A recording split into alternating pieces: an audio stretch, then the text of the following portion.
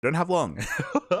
You do have 1 minute to place your bets in the chat. This is the semifinals. The winner of the series moves on to the grand finals. Los gran finales, papi.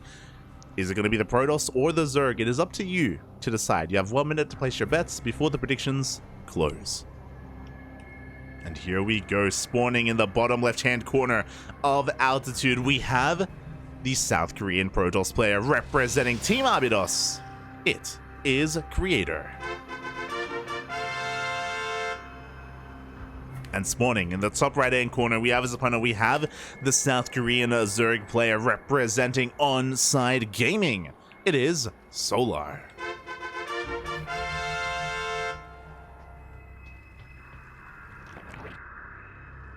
Oh boy.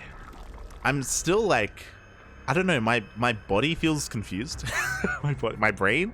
I feel really weird because we just casted Dark versus Beyond, but like it was very anticlimactic. Like, let's be real here. Like the games ended very abruptly. We didn't really get to go, like the games ended in the openers.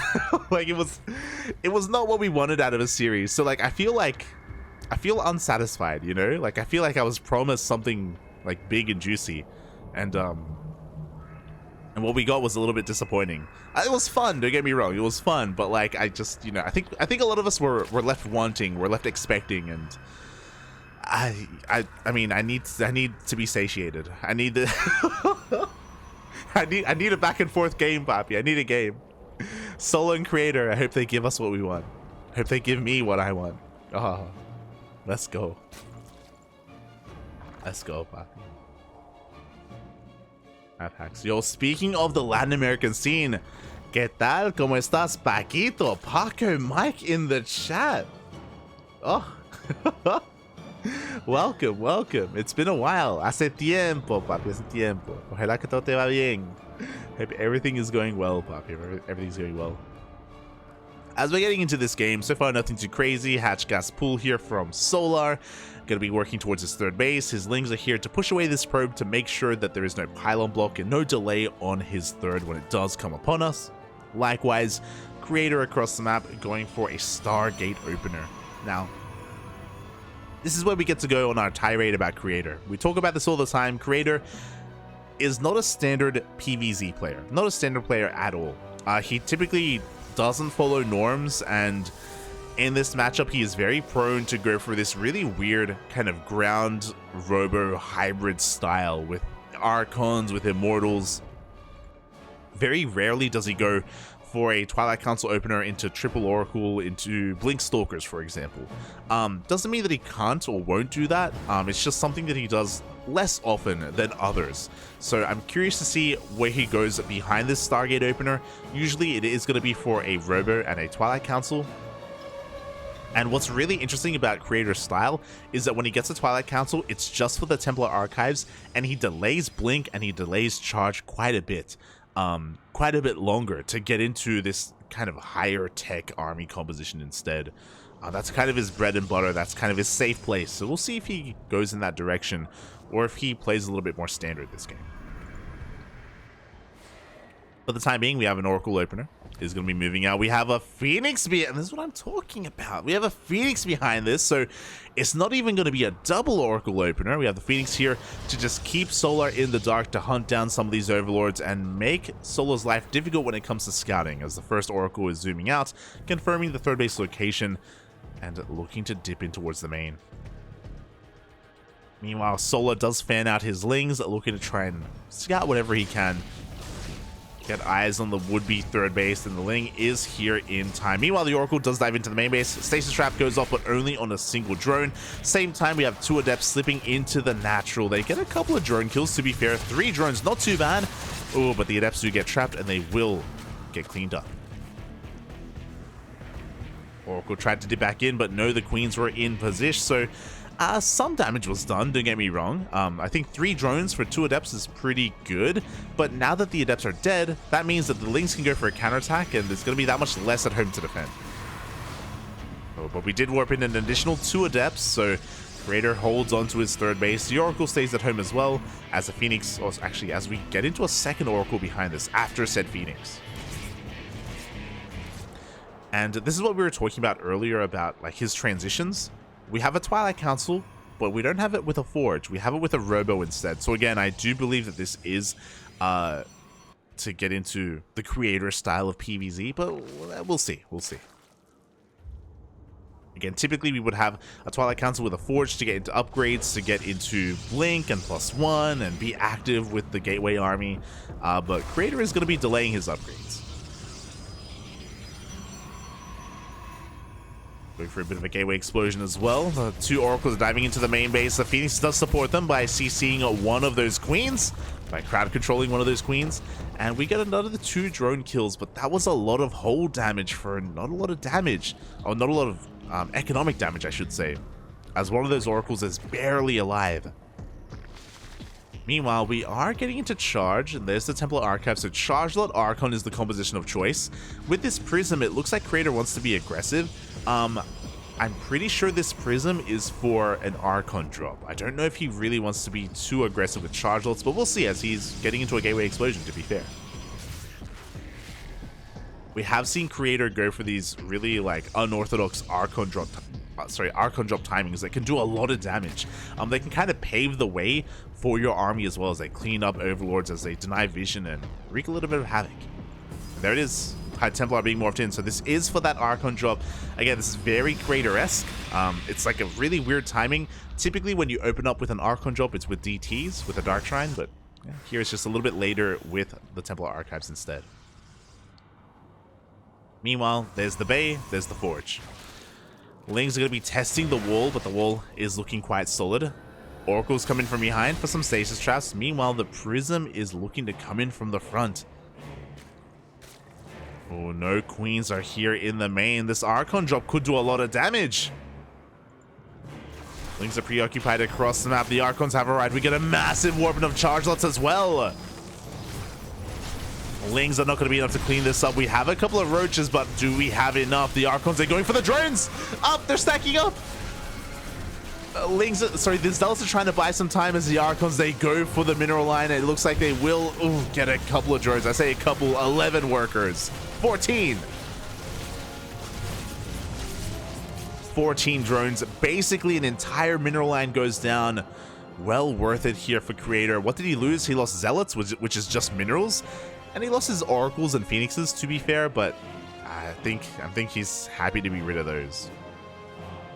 As back at home, we're getting into Disruptor production. He has to be very careful with these Archons. They are delicate creatures, and doesn't take too much to bring them down. Almost gets that Overlord as the Queens do shoo away that Prism. Meanwhile, it looks like we have the setup for a Skytoss transition. We have a second Stargate on the way. Oracle comes in from behind, getting a little bit more damage done. 2 more drones go down. Mutas are on the way. Has the Spire been spotted? I don't believe it has. Yeah, the Spire hasn't been spotted, but we do have, there we go, double Void Ray production, Disruptors as well. Again, we have a very high quality army, but a very small army. Like, we don't have many Stalkers or Zealots at all, which means that these Mutas could do a lot of damage. Like, there's no Blink Stalkers, there's no Phoenixes, there are Void Rays, but Void Rays are not ideal to deal with these Mutas as they do dive on in. And what do we do against the Mutas? What do we have? Vanilla Stalkers.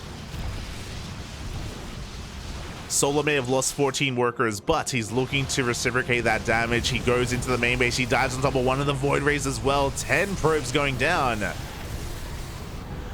The Archons did turn around, they did come back home, but alas, the damage was done. These Mutas did pay for themselves, and now Solar is looking to just move out with his main army. Like, right now is when Creator is at his most vulnerable. Like, look at his army right now. It's two Disruptors, 4 Archons, a handful of Vanilla Stalkers, a handful of Adepts.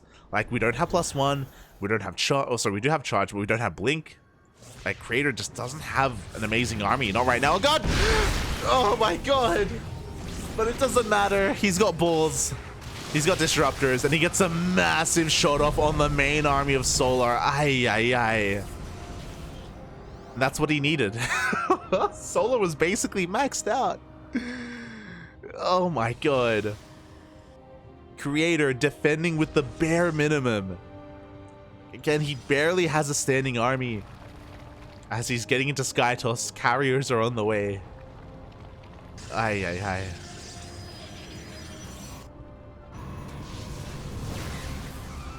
Solar just testing the waters. He doesn't want to take another Nova to the face. Not again, Papi, not again. Oh, not like this.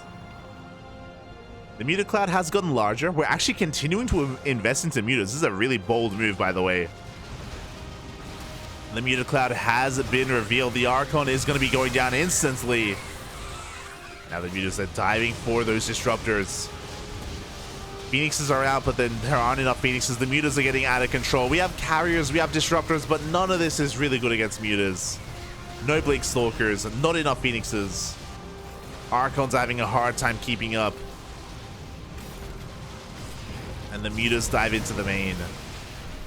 They're not getting a lot of economic damage done, but they're picking off a lot of high-tech units. Like, they got a carrier, they got, what, 2-3 Phoenixes, disruptors going down, Void Rays as well. The entire army is here in the main, and that opens up the fourth. Solar just pulling Creator apart. He just cannot keep up. And this is snowballing out of control. This fourth base goes down, every single worker, the base itself. Meanwhile, Creator is still struggling to keep up with the Mutas. And the Mutas, they don't even matter anymore. Like, we're making... we're still making Mutas, to be fair. And they just shut down everything else in the sky. The Prism as well. GG gets called, and Solar takes game number 1. With Mass Muta, something you don't see too often in PvP, but against someone who skips Blink, it's pretty good. Or against someone who just invests so much into this, again, very high-tech army, but like a very obscure army as well, with disruptors rushing into Void Rays and carriers. Mutas was a beautiful choice there. Beautiful choice by Solar. And with that, we're going to be getting into our next game. Oh boy, into game number 2. And as we get ready for game number 2, I will not be alone. I will not be alone. I'm just double checking something. I will not be alone. I'll be joined by another fellow CranKy Duckling member. Thankfully, as we're nearing the end of the broadcast, we only have a couple of matches left, but I'll be joined by the casting Jersey herself. Gonna be joined by the one, the only, the Kuro. Hello. Hello there. Hello, Kuro. Hello. Hi. How has the tournament been going today? There've been some highs and there've been some lows. It's it's been a very chaotic tournament. And to be fair, that's what we want. We won chaotic tournaments. And yeah. Welcome, Kuro. It's been a while since we've had you on the channel. I know you've been quite busy. I think it was known. I think we actually mentioned it on the stream. But Kuro was actually in Sweden for ESL Masters Summer. Yeah, I was. So I was away for a bit. I just got back like yesterday-ish. Or I guess technically 2 days ago. And yeah, just getting back into it. Just getting back into this. His lobby has been made, and we're all filing on in. Beautiful.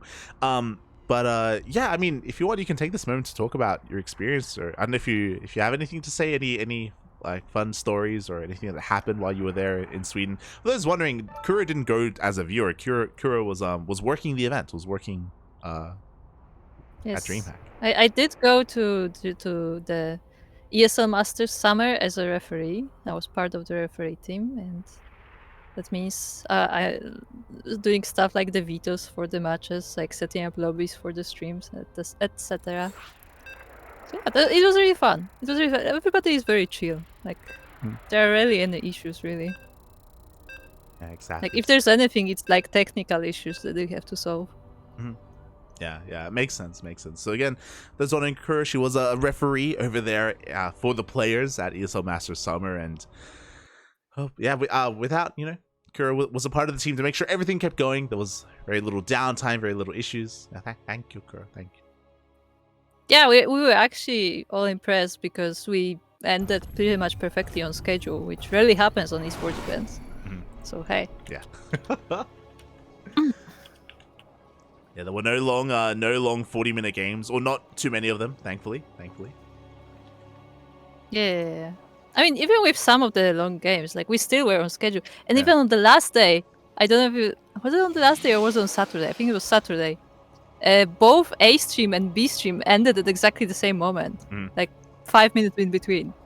So like it like the schedule was actually crazy, like working out for us. But we are now in game, and we are looking at the base of the blue Protoss player, representing Abydos and South Korea. It is Creator. And spawning in the bottom right-hand corner of Gress Farm, we have his opponent. We have the player currently leading this series 1-0, the South Korean Zerg player representing Onside Gaming. It is Solar.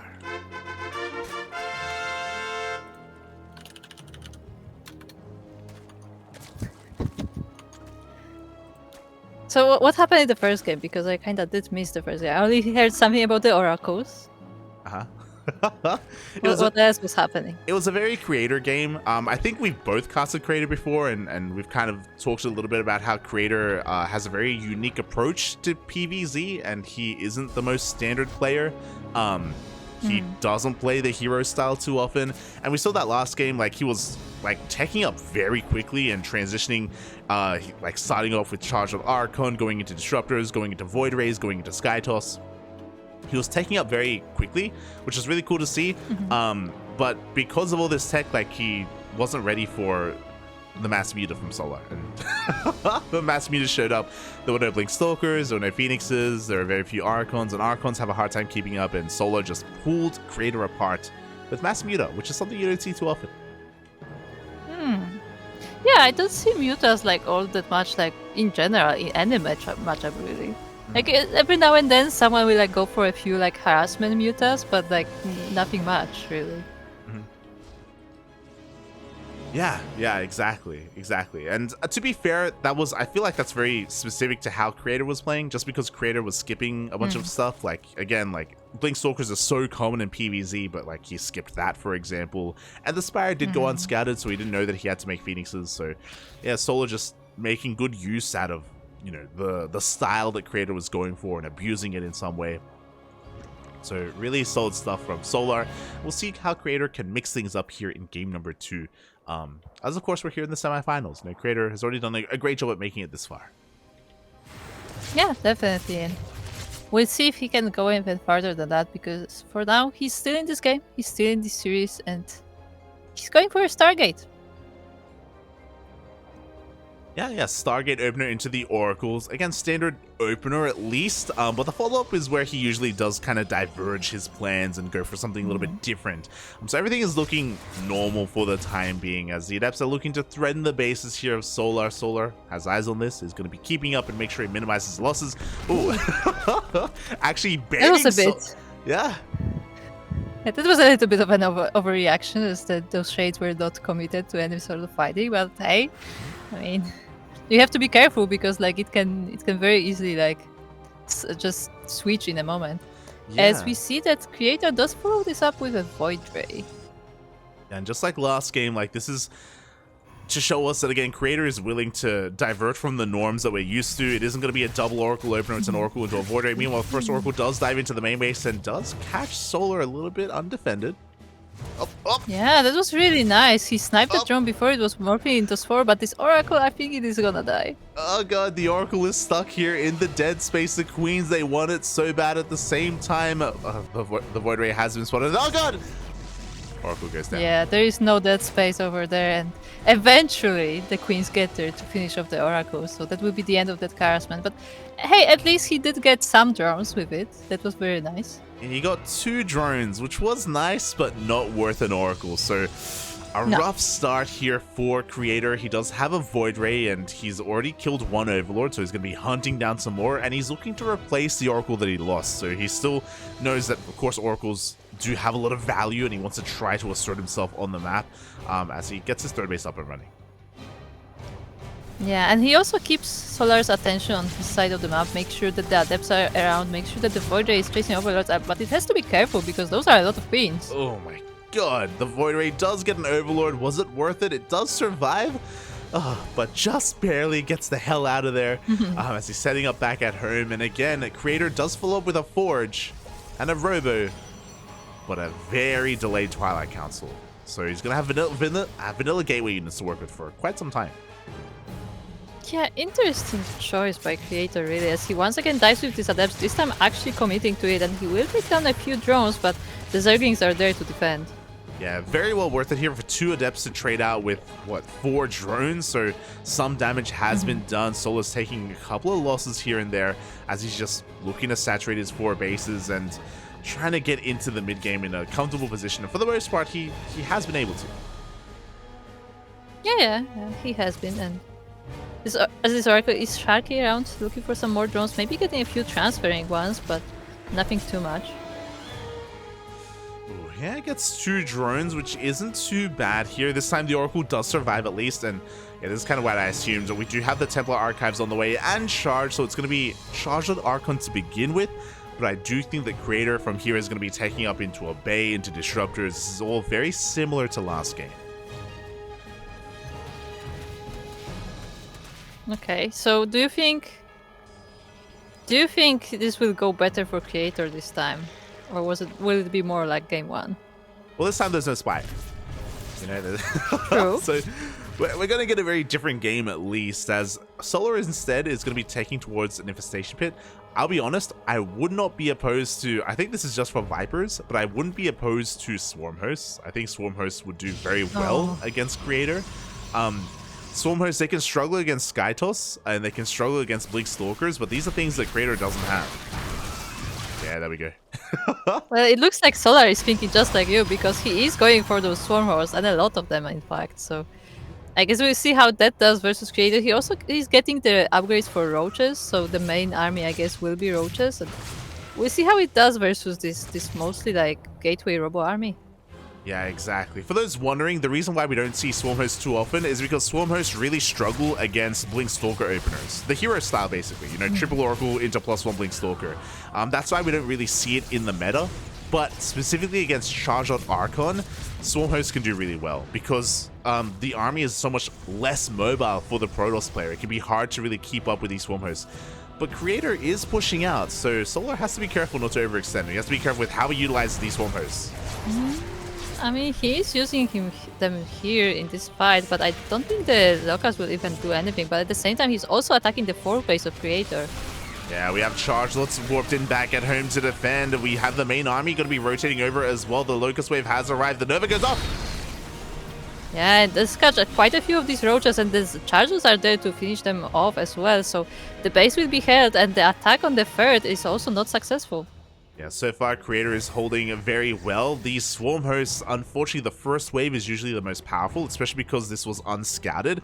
But now Creator knows, and now he's getting ready. We have shield batteries being thrown down, additional shield batteries, additional cannons as well. He's mentally prepared here for the Locust Wave. Also, look at the creep spread from Solar, though. It's literally almost reaching the base of Creator, so it will be much easier for him to reinforce. And he's waiting for another wave of this Locust. Yeah, we have a Locust Wave looking to power through this natural base. He's diving on top of the army, but a Stasis Trap does go off. Yeah, beautiful place, just where he needed it. But at the same time, this 4th base looks like it will be going down just barely. Or actually not, Solar does not commit. Yeah, he doesn't commit. The Locusts do. The Locusts do time out before the Stasis Traps. They just die. Interesting. We do have him trying to dive on top of these Disruptors. One Disruptor will go down. He wants to try to snipe the other. Yeah, but more Disruptors are coming, so they will be zoning out this army. But once again, the 4th base did fall, and the Swarm Hosts will soon be recharged. Yeah, they are looking to recharge. The Disruptors are also waiting for another wave. Another Disruptor does get sniped, and we have the 3rd Locust Wave looking to lay siege upon this army. So far, these Lurkers haven't done anything, but now that's about to change. Yeah, they land straight on top of these Archons, and they take quite a few of them, but in the end, there's not actually enough army here for Solar, and a bit of an unfortunate toughing as well. Yeah, he does overextend with his Roaches. He loses a lot of the Roaches, a lot of the Ravagers. Creator doesn't take the worst fight, but he has been bleeding out a lot of Disruptors, so he is lacking here in his splash damage, but he's abandoning the Disruptors. He's going into mass Colossus production instead. Yeah, which I mean, it can definitely work. They should be able to deal with the locusts quite nicely, and they're not awful versus roaches either. So I guess we'll see if Creator can like muster enough forces in time. Yeah, we'll see as well what else these Locust Waves can do. So far, they have been struggling, but they do have eyes on the would-be fourth base. They're going straight for it. They're also pulling the army out of position. Yeah, Creator is stretched thin, but it looks like he has just enough to hold both of the attacks, and the Roaches of Solar cannot dive into the bases, but there's more coming. There is a Nidus, there's a Lurker then. The Solar is transitioning. He's transitioning into Hydra Lurker instead, and he's doing a decent job at keeping the army back, but Creator has hit critical mass. The critical mass of Colossi 4 is the magic number that you want in PvZ. Now he has a large enough army to really threaten Solar. After this Locust Wave, I don't think there's much stopping Creator from going for a counterattack. Yeah, and he just goes for the army. The Locusts are leaving for the base, but Roach army will be killed probably. The Nexus will fall as the Locusts focus it quite fast, but yeah, I guess Creator will have to go for a counterattack. Yeah, so Creator loses his fourth base, but his main army is still looking terrifying. He's almost, I would say, all in with this. Like, he is looking to do some counter damage, and he's got a massive army to work with. Yeah, he quickly destroys this hatchery, and this Roach army is nice, and now the Lurkers are among it as well. There is the detection from the Oracle, but the Vipers! Vipers have arrived, but you know what? So there aren't enough Lurkers on the ground. Every single Lurker gets focused down. We have a defensive a Locust Wave as well. The Vipers do yoink one of those Colossi, but I don't know if Solar has enough. Yeah, I don't think he does. It also looked hilarious as the Locust just exploded the Colossus from inside, basically. But yeah, the army of the Protoss still stands, and now the Swarmers are on cooldown and they cannot contribute at all. Yeah, we yoink the Colossi, but we can't even focus them down. Looks like two of them will fall, but we still have so much more on the ground here. We have Blink finished up for Creator. He breaks on through. GG gets called, and Creator fights back in game number 2. Yeah, very nice. Very nice defensive play from Creator this game, and it did work. It really did. Unfortunately, I really liked the choice to go into Swarm Hosts, but they didn't really do much. If you remember, the first wave didn't do anything. The second wave was caught by a stasis trap as well. And Swarm Hosts are something that needs to snowball very quickly. Their first 2 Locust Waves are so important to do some kind of damage, and they did nothing. Yeah, that was very unfortunate for Solar. Almost feel like the first wave of Locust was maybe a bit premature. Like, he kind of like saw the army and he got like startled and just, sent them off. But yeah, they did not do the damage that he was expecting them to. Yeah, exactly. And with that, Creator, he fights back. He takes game number 2. And now we have an ace match. We have a game 3. As a reminder, this is only a best of 3. So the winner of this game will be advancing on to the grand finals. And it could still go either way. Creator has been going for similar army compositions game after game. Solar has been trying different ways of punishing that. Found a lot of success with Mutas. Struggled a little bit more with Swarm Host. But I do think that his struggles with Swarm Host did come down to the execution more than anything. Yeah, I would agree with that.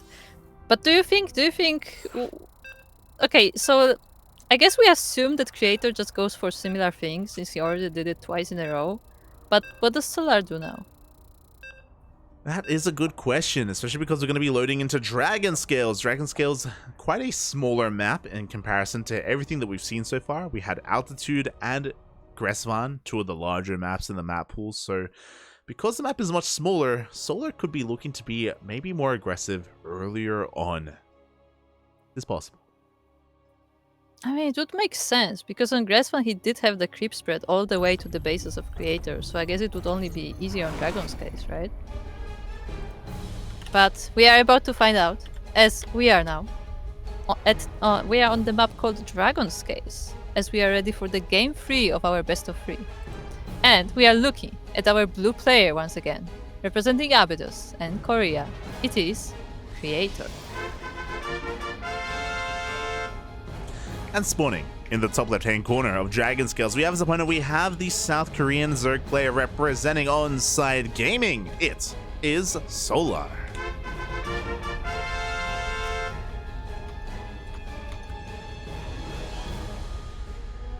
So I guess let's find out what the plan is. Yeah, we actually have... no blocking the hatchery. The hatchery is thrown down on time. I believe that was a 14 hatch from Solar. We have seen different variations of this early hatchery build. I mean, you're fully aware of the 15 hatch from Eric, but a lot of the Koreans have been going for these 14 hatcheries as well. And yeah, Solar's able to get his up in time before the probe gets here. Yeah, and it's very nice for Solar, but we'll see what happens after. Like, what the plan is. Like, I'm still curious. Like, does Solar just react to what Creator is doing once again? Does he have a plan of his own? Yeah, like if this was Dark, for example, Dark would be going for like a Lin Queen Nidus all in, or he would be going for like a creep push, like a Roach Queen walk across the map as well. I do think that Dragon Scales does lend towards both of those things, but I don't know if Solar is as aggressive of a player, like personality wise or gameplay wise. Like he doesn't really come off like that typically. I feel like, to be honest, I feel like he used to be like that, but like over time he kind of stopped being as aggressive, and now he's more of like precise player, I guess, as I call it. Yeah. I mean, like, we saw in the previous games that he's willing to switch up his army composition and be cheeky that way, like with both the mutas and the swarm hosts. But it's not like he's like going for any kind of early like 2-base all in or any kind of cheese or anything like that. Like, that's not really the kind of player that Solar is. So I think that benefits Creator, to be honest. I think Creator can sometimes struggle in the early to mid game. I think that's typically when Creator is at his most vulnerable, as he's going for something very different. Oh, actually, this time we do not have a Stargate from Creator. And if you remember, in the previous games he was delaying this building, but this time we have Twilight Council first. Yeah, it is going to be a Twilight Council opener here from Creator, and we can go into a couple of different things. We can go into something like Glaive Depths, we can go for a DT opener as well if we go straight into a Dark Shrine, but if it was a Dark Shrine, we would have a Robo by now, so... There we go, Robo is thrown down. This is looking like a DT opener. Yeah, it would definitely be. And I mean, if you remember, when the Oracle came last time, like Solar actually didn't have any spores. So if Creator can catch him off guard with DTs, they could do a lot of damage. Yeah, there we go. The Dark Shrine is thrown down. So Creator is going for DTs. Again, the big sign for this is the lack of additional gateways, how early the Twilight Council was, the continued gas mining as well, which typically you don't do if you are going for Glaive Adepts. Solar is diving in with his Overlords, and it's going to be on Creator to try to keep Solar in the dark. Yeah, he's moving now with his Stalker, but I'm not sure if it's not too late. I feel like the Overlord may see the buildings anyway, or at least most of them, so Solar will be aware of this, and he's already going for Lair anyway. Yeah, there we go. The DT, the Dark Shrine, has been spotted. Solar is fully aware of the Invisible Man, and as you were saying, we already had a fast Lair from Solar, which is very unorthodox, by the way, and a fast Roach Warren. Oh my god, that was like a 3-minute 30 Roach Warren. It looked like Solar was going for his own cheese. Like, this looks like the beginnings of a Roach Nidus all in.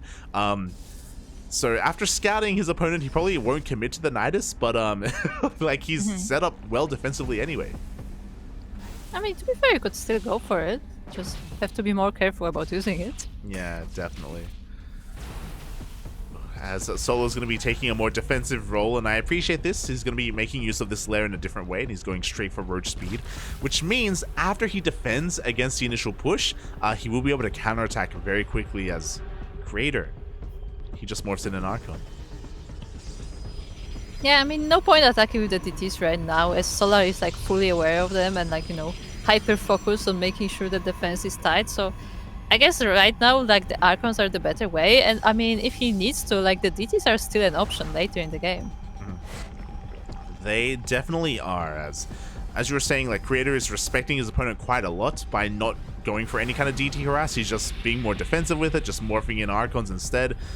Meanwhile, Solar, because of his fast lair, he's amassing a Roach army. As we speak, the Roach count is getting higher and higher. He is going to be going for a big push, pretty much all in.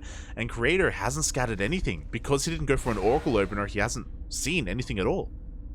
till now. Yeah, he did not scout the solar spaces at all, but now the Archons and Adepts will see the Roach army coming. He will try to stop the Roaches with the Archons, buy some time at least for the Immortals to come out, but this Roach army is never ending.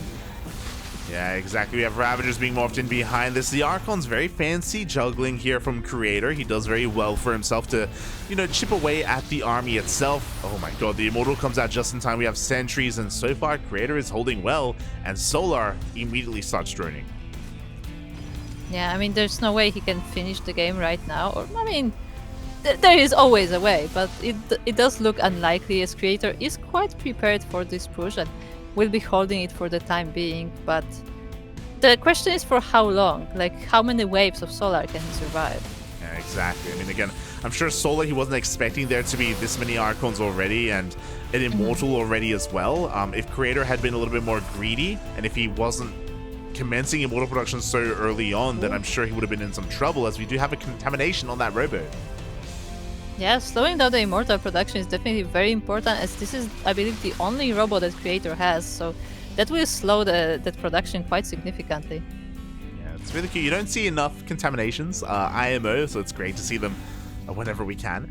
As for the most part, Solar's backed off. He is droning, taking his 4th base. He's trying to macro out of this, and yeah, it looks like he's going to be looking to do so. It looks like we're getting into a longer game. I mean, I'm curious about the choice of Banelings in this situation. Like, is the Banelings like versus like what, charge lots? Yeah, so Lingbane Roach Ravager is a really well-rounded unit composition in the mid-game of ZvP.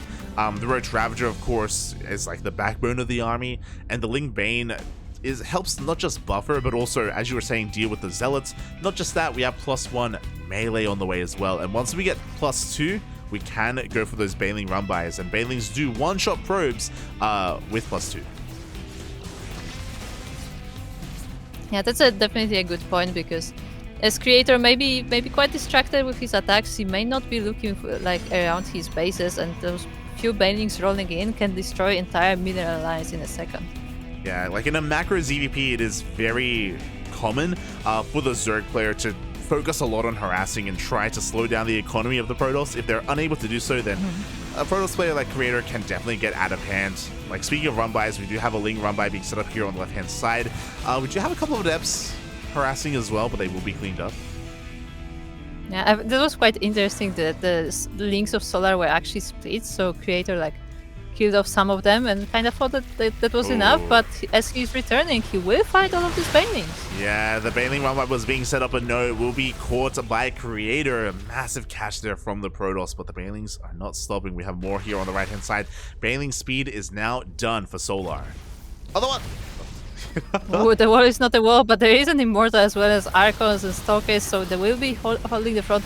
Nice force field as well, so it's splitting the army quite a bit, but now the Banelings are rolling in. Yeah, they're rolling in. They're going to be looking to run past the army into the mineral line. The Immortals are standing strong, though, and the Banelings can't make it through. Yeah, the Stalkers are a bit too thick for the Banelings, and in the end, all of them are pretty much wasted, but now the Roaches are coming to clean up. Yeah, now the Roaches are breaking through the line of Stalkers. We have Immortals and Colossi coming out from behind. It looks like Creator is going to be able to force this back. Oh. Yeah, just barely, as another round of Banelings is coming in. This time the Stalkers don't quite stop them in time, but still the probes are being saved. Yeah, Creator, really quick reaction there from, or in the middle of that fight. Again, the goal here from Solar was to distract with the Roach Ravager and slip into the mineral line with his Banelings, but Creator, he only lost 3 workers, so a very solid defense there from our Protoss. Yeah, definitely Creator has been defending quite well this entire series, so it's nice to see, and we'll see what he goes for next. Like, will that ground army be his final choice, or is he transitioning to something else? Yeah, for now, he's still building up his forces here. I mean, he did lose quite a lot of units in his defense, so he has to rebuild his Stalkers. We have more Immortals on the way, +2 as well. And we have those DTs just so we can have even more Archons. So he's sticking with the ground army for now. If he does get a little bit more breathing room, I'm sure he is willing to go into Sky Toss, but it's a little bit too soon for that. Yeah. I guess we'll see as another wave of Solar is coming in, another more Lingbane Roach Ravager coming, and Creator has to make sure that he does not suffer too many losses, because he does not have a lot of units to work with, so it takes time to build up an army. Yeah, exactly. As we do have a Ling counterattack here after the 4th base. At the same time, the Ling Bane Roach Ravager army, the main army of Solar, is slipping in between the bases, but no Creator. He does leave enough behind to defend. He is in position.